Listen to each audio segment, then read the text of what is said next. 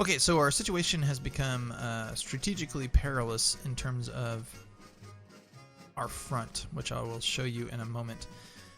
First, over here in Virginia, I pushed Custer in this way towards the fort, so now I'm just on top of, I basically placed Stuart on top of Custer's cards here, and then if he moves, hopefully I'll follow him and attack him.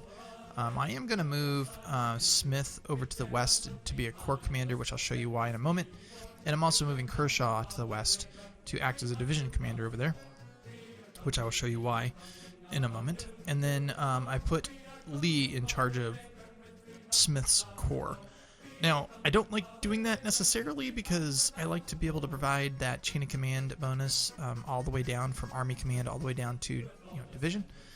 But I'm really hurting for 2 stars right now. I'm really hurting for corps commanders, and I'm kind of in a situation, I think, where I really need to do this. So that's what's going on over in the west. I suspect that maybe at some point he might try and move up the James from Fort Hampton, or Fort Monroe rather, as a way to get around my hold on Norfolk. Because it just seems kind of weird that he would land with this guy here to get military control. It is what it is. I'm going to move up here on this rail line, start fortifying, digging in, and then probably move down here too to dig in as well. I don't think I can land sailors. I don't think it's a Confederate option. It is not. But I need to get some troops here and start digging in there as well with artillery, obviously. And I don't think I have any 6-pounders to do that with. Got this guy here along the river, here along the river. Might move him over there, to be honest. Put him right there.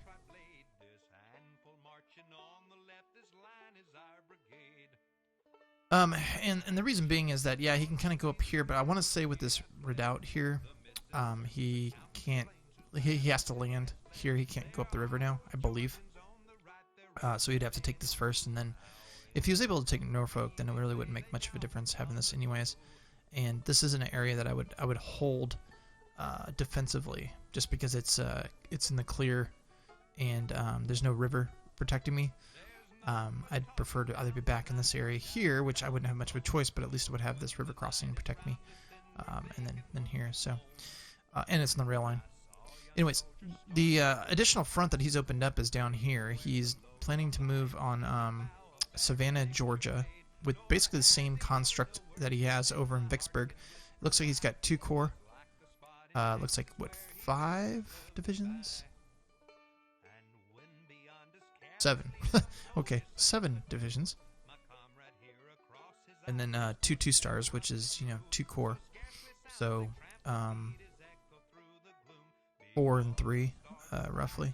And he's going to land in Georgia, which basically means 3 and 3 because he's going to leave a division behind to hold. What I'm going to do is I'm redirecting my corps that I was going to send west. These guys, they've been all over the place in the south. I mean, first they were in Tennessee, and then they went to Virginia, then they were headed back to Mississippi, and now they're going to end up in Georgia. But I'm going to use this to try and hold. I'm going to try and dig in here in this swamp area. Obviously, he can go east towards Charleston, but notice this rail line, how it has to go through this region here. So he's not going to have an advantage of the rail line or supply, so he might have some difficulty maintaining supply, especially since this is all swampland anyway, so it's hard to move through. So he's going to need this rail line to move through here, otherwise it's going to be slow going for him. So I'm going to try and dig in here at the swamp. Also, with this being a swamp, the front's going to be a little bit smaller, so even if he tries to attack me with both corps or my 1 corps, hopefully the defensive ground here will help me. Now, I can only get to this point here, this turn. It's going to take me another probably like 10 days to get over here. So I'm moving him forward just to start digging in, just to get a little bit of entrenchment, and then I'll follow up with him. I think I'm going to grab, actually, then I think about it, Pemberton. I'm going to redeploy him. I was going to send him somewhere else, but now I think we need to go. So I'm going to put him there just to start digging in, to act as like an engineer. And then I'm going to move Sidney Johnston over here to act as the army commander, just to give a little bit of additional combat bonus to myself down here. That's what I'm going to do down there. And then over here in Tennessee, where Chattanooga is, Chattanooga's down here. I'm actually going to flip Beauregard and Polk. I'm flipping their regions on what they control. I'll explain why in a moment. Now, this is dangerous, right? Because Pender now is on his own, and Magruder's force is on his own. But I don't anticipate he's going to attack me. As you can see, his disposition is not the sort of disposition that you would have to go on the offensive this turn. So I doubt he's going to cross the river and attack me. So I'm not too worried about that. And then what I'm doing is I'm peeling off all of my forces on my far west, or my far left flank. And here's why. He's obviously besieging Vicksburg, and he has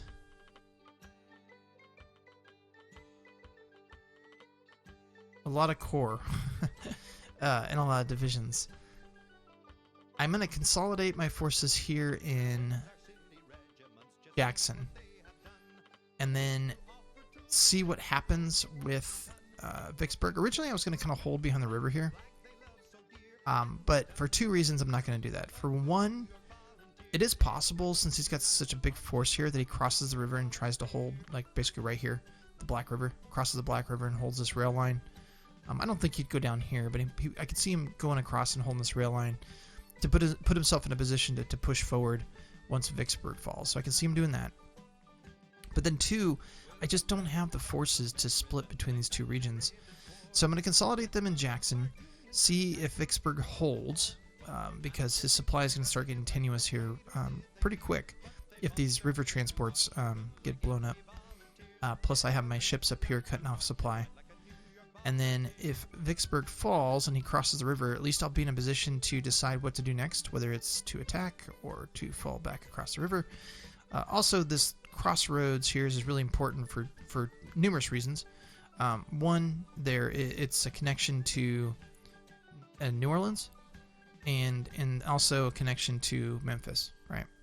So it's very important that I hold Jackson if I can. So I've got entrenchment going on here. I've got basically a full division here that I was able to kind of scrounge together. And then I've got 11 days for Stuart to get down here, so I'm bringing his entire corps. And then I have Johnston with 2 divisions, not the best of situations, but 2 divisions. But I'm going to have him connect with Ramseur, whatever his name is, which will give me 3 divisions in Johnston. So I'll have 6 divisions down here. And so obviously I'll be outnumbered. But hopefully with a turn or two of digging in here at Jackson, we can kind of decide what to do from there. Then I also decided I'm going to pull my engineer back, just get off there. There's really no point for me to try and hold this area. And then I'm going to tear up the rail line with this rebel. So up here, what does that mean? It pretty much means I'm giving up Memphis. I'm going to hold it for as long as I can, but it's to the point now where he has so many troops that he can not only maintain a broad front, but now he's throwing 6,000 power in my rear, on top of the broad front. To put it in an example, I have 2,300 here, 15, and then 2. Well, he's got 3 and 5. Well, 6, basically, right? So he's got 9,000 between these two, which is, I think, more than I have between these 3 combined. So I can't go on the offensive over here. I can't necessarily take Johnston's army and combine it with Beauregard's and attack him over here, because although I'd probably make pretty rapid progress on Nashville, he could either divert troops over and hold Nashville probably successfully, or just swing around, take Memphis, and get in my rear, either forcing me to fall back and losing all of this well-entrenched defensive area, or just leaving me with Nashville and then him having all of, western Tennessee, the northern parts of Mississippi and so forth. I just don't see the advantage for me combining these forces and going in the offensive. Also, as you can tell, I've had a lot of difficulty maintaining, builds at this point. I just don't have the money. And so I can't really put myself in a position to lose a lot of troops, which is what an offensive would entail. So that's why I've decided to just peel back. What I'm going to do is I'm going to consolidate my front. I'm going to, like I showed you there, I'm going to take these 5 divisions off my far left flank, put them towards my rear near Vicksburg, and try and bleed him down there since he now is kind of isolated from the rest of his army. Both logistically as well as, being detached from the bulk of his forces. And then what I'm going to do is I'm going to fall back to Corinth and McNairy, Tennessee. So both of these areas are forest, so if he brings to bear the full weight of what he has up here, he's not going to be able to deploy it all on the battlefield, which is going to give me a bit of a numerical differentiation between the two sides. So he won't be able to put 9,000 power on the field, for example. It'll be less than that. Now, what I'm going to do, because I only have 1 division here now, which is crappy, I'm moving Smith over here. He's going to be the corps commander for over here. And then I'm going to take Kershaw. He's going to take over Heath's force and then combine him with Smith. And then I'm going to hold here for a turn, and then I'm going to pull back. Because, he doesn't know them. I'm going to pull these guys off just yet. So I'm going to wait a turn and then probably pull back. And then he'll probably see that, Memphis is open to move on it, and he'll move on it. But hopefully it won't be until like August or September that Memphis falls, and then I'll be in a situation to hopefully defend through the winter, and then at that point it'll just be a race during 65 to try and hold him off long enough to be victorious. And then last but not least, over here in Texas, it does look like he's moving up on my lower areas of Texas here, as you can see here. Now, this is problematic for me for a couple of reasons. One, down here, Matagorda, Texas. This is the area that you have your cotton exports. So from time to time, you get that 50 cotton cache that just happens randomly. And that's because you hold this area. Or you can play your cotton card, which I never play them because I like the 50 better. But you can play this export bales where you get $15,000 automatically. But then what that means is you don't get the $50,000 cash. Now, if I lose this card, and I lose the 50,000 card, or the 50,000 trigger as well. So that's problematic. And then if you control and then click on towns, for example, down here, we get 5 conscripts from San Antonio. Get a little bit of money and some conscripts from Austin. Then I think we get...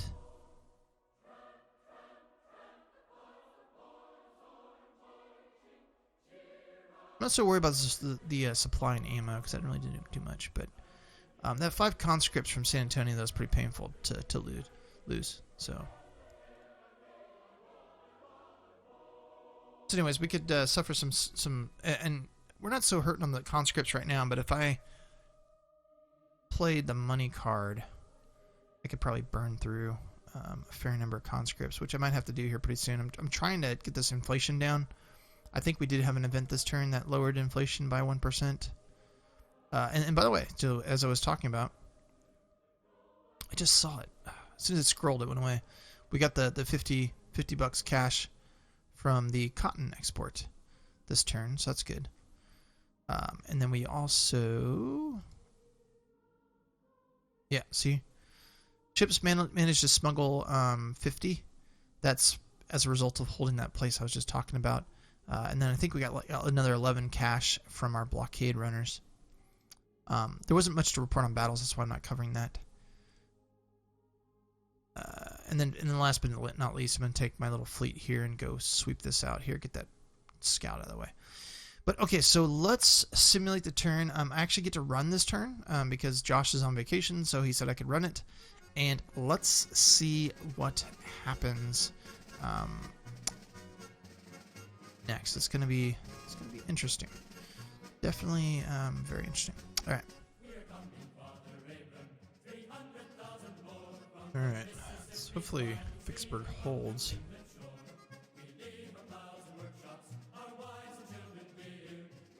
Vicksburg holds, and I can consolidate at Jackson. Feel a little bit better about the strategic situation down there. I imagine Savannah will fall pretty quick because I don't have much down there. Alright, well, that fell fast.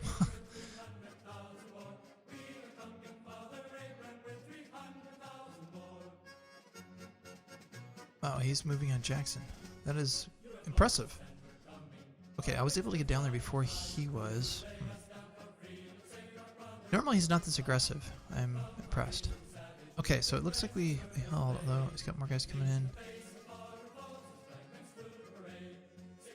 Huh. Okay, so that was unexpected. I did not expect him to move on Jackson. So, wow, okay.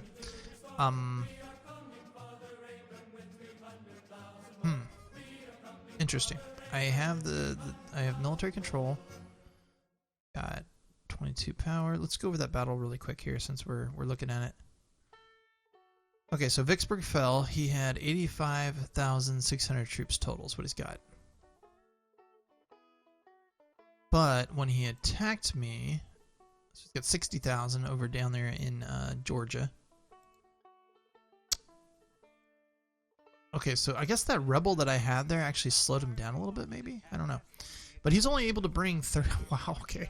So he's only able to bring 38,600, which I would imagine was one of his corps. So only one of his corps engaged. The other one was lagging behind. It looked like the other one's kind of moving in, but it was behind. But he lost 13,166. Wow, I think it's because he was red. I was blue-red, so I know that. I lost 5,600, which is impressive. Horses, lost some count. Okay, let's go over this. But there's only 1 hour about okay, look, I'm not complaining because I like the casualty numbers, but how did he suffer so many casualties in 1 hour of battle? He must have just showed up and just charged me. I don't know. Wow, okay. I am not going to complain on that, though. We're digging in here. We're good. I'm going to hold here. Even though he lost a lot of troops, I mean, you see he's got so many freaking troops right now. He could just bring more troops up, and now he's going to have Memphis pretty soon, so he's going to be in a situation to come down here and support Vicksburg. My hope is I can hold this long enough to kind of hold New Orleans for, as long as possible. Because to put in perspective here, right, in terms of what I have in New Orleans, 1 money, and I'm not going to really count war supply because I don't need that. 1 money, 2 money, ammo obviously is important. Conscripts, so 5 conscripts, so 12 money, 5 conscripts. Oh, a lot of money in New Orleans. So obviously losing New Orleans will be a huge hit to my my overall number. And I only get 201, so it's not very many, right? And a lot of that's coming from New Orleans. So I'm not even going to count the percentage right now, but it's pretty considerable. Okay, so we held here somehow. Now, I don't know. It's weird, but I'll take it. I ended up moving Rhodes over here instead of Kershaw. I kind of decided that I thought I was moving Kershaw, but I guess it was Rhodes.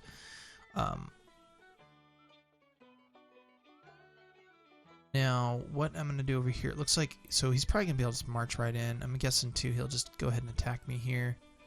What happened to Stewart? Or Smith? Oh, man. Okay, well, I screwed that one up. Oh, well, that's okay. I guess I'll just have to figure it out. He did not move over there like he was supposed to. Okay, well, that's going to be my turn for now, and I'm going to do all the moves and that sort of thing. And it's quite possible that, well, yeah, I'm going to do my move, show you it, and then I'll send over to Josh. He'll do his, and then he'll run the turn, and we'll go from there. All right, thanks for watching, guys. Okay, so we had some action this turn. I'll get to it in a moment. Just wanted to show you very quickly with Virginia. We're still chasing Custer around. I'm going to go after this little sailor here because he's annoying me, so I'm just going to move this guy down there, take him out. Obviously holding him back so I can maintain my entrenchment bonus. But over here, I had to vacate. I'm vacating the Memphis front. I hate to do this because I hate just giving up ground. But I was going to be left with one division here, one division in Memphis, and then obviously this core here, but he wouldn't be able to support this guy. Now, he would have been able to if, for whatever reason, Smith had actually moved over here like he was supposed to. I don't know why he didn't, but this would have been a core in one division, which still obviously wouldn't have been enough to hold off a 10,000 power force. So I'm going to pull back to the forest here, move Smith over here, vacate this front over here by Memphis, and then down here, very interesting development as you saw with the battle. I'll go over that in a moment. We are holding firm here. We'll see what he decides to do. Before I go over this, though, let me bounce just back up just a little bit, just really quick here. I'm going to take Morgan, attack this Indian up here. He's trying to take this place. The reason is it has a depot, so I want to try and push him out of there, burn that depot, and then get out of there. So that's the goal. I did destroy the depot here. Going to destroy it over here, and then I'm going to go down and try and repair these rail lines. Not really because I intend to use them at all, but just in case. I need them in the future. And then he pulled back. I don't know if that's permanent or if he's just kind of trying to bait me. We'll see. But I do, I'm going to send him forward to try and reclaim this, and then send this guy over here to get military control of this area. Alright, so the battle. What do we... Oh, and then before we go to the battles, bouncing over here to Savannah, Georgia. Got this guy here. I was able to move an engineer in there, actually. For some reason, I think he missed his activation roll or something. The general I was going to send down here that has the entrenchment bonus didn't make it. But I forgot I'd send an engineer down here, so that actually worked out. He's going to start digging in. I should have my core down here in 5 days. I suspect even if he moves in this position this turn, I should be able to get there before he does. I mean, he's going from swamp to swamp. So we'll see. Although I suspect what he's going to do is, well, I guess he has to. He's going to come up here because this rail line goes through here to jump across to go to Charleston. So I was going to move some of my ships to this little river area to try and block his crossing. However, I realized that if I do that, I'm going to be like in the water area right next to his lots of divisions with lots of artillery. So my fleet will not last very long if I do that. So we are not going to do that. Yeah. So let's hope he gets over there, and then Sidney Johnson's the army commander for this particular unit, and he'll be a little bit behind the forward corps. All right, so let's go over the battles here. I think there's some non-consequential. So this was him taking Vicksburg, right? 85,000 troops. There's Custer. And then this is him taking Savannah, so he's got 60,000 troops there. And then here's the battle. So just 1 hour battle, very short, not quite sure. I think maybe his overall cohesion must have been pretty low, which is why the battle did not last very long. Which, you know, I don't want to say that would have, if the battle had gone all the way through, would have served me well, because his other half of his army might have showed up. But as you can see here, we inflicted some very considerable casualties. 13,000 troops killed. We lost 5-6, lost 986 in the cavalry. He lost 951, and then artillery lost 4. He lost 10. And then, but you can see I think it was only the one corps that showed up. His other one did not. So that was good, and we got a pretty significant national morale boost from that. It was a swing of a 7, I believe. Yep. And so Lion is here. His other corps is up here, which looks to be moving into my area. I honestly don't know what he's going to do. What I suspect he's going to do is he might pull out of Vicksburg, maybe leave a division or something, go up here to Memphis, take that, and then maybe sail back down. I could see him doing that. We'll see. I don't like giving up Memphis, and it's going to create some problems for me on my left flank in terms of his ability to try and maneuver around. So I'm trying to start setting up entrenchments behind these rivers here on the rail lines, and then he might still be able to sail down and up and around, right? Which if he does, then I'm just gonna have to deal with that as we go. But we are we're almost halfway through 64, so I need to survive another year and a half, and that's my goal, is just to survive at this point. Okay. Builds, I'm hurting for cash because not only do I only have like 200, I had a 201 cash to start, but then I'm also dealing with that 25% inflation, which really hurts. So I built 2 on the line infantry, and that's all I could do. I built 2 militia and a 12-pound artillery piece, and then I built another engineer because I suspect I'm going to be doing a fair amount of falling back and digging in. So I'm going to try to get a few more engineers on the field in the next half a year. However, this one guy costed me $60, so 60 out of 200 is pretty considerable. I have not yet gone ahead and printed money because of that 4% price inflation, but if he starts to get very aggressive with attacking my armies and inflicting a lot of casualties, I'll have to do this to kind of keep my numbers up. But as it currently stands, although I can't really build a whole lot, I'm at least managing to keep my armies at full strength. So, for example, down here, like, he should be able to get kind of back up to full strength pretty quick, right?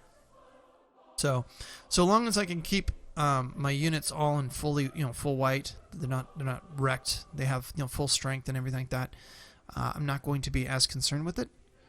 But if they do fall below full strength because of the lack of replacements that I have in here, then I will go ahead and print money. But I'm trying to hold out long enough to get bonds, which will obviously lower my interest rate and give me money. That's my goal. So, okay, I don't think there was anything else to report.